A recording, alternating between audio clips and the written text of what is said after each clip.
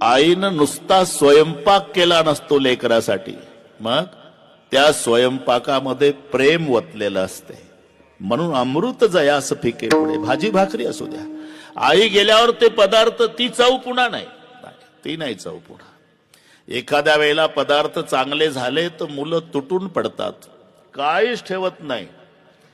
तरी आई तांब्याभर पाणी पिऊन किचन मध्ये समाधानानं बसलेली असते. मोठ्या मुलाला संशय येतो, आपण जेवल्यावर काही पदार्थ राहिले नाही म्हणून ते किचन मध्ये जातं, तर माय पाणी पिऊन समाधानानं बसलेली. मोठा विचारतो, आई आम्ही सगळे संपवलं ग, तुझ्यासाठी काही नाही, तू उपवासी आहे. नाही बेटा, मग तुम्ही माझे लेकर पोटभर जेवला ना, तेव्हा माझं पोट भरलं बेटा. याला माय म्हणतात, हे पुन्हा नाही.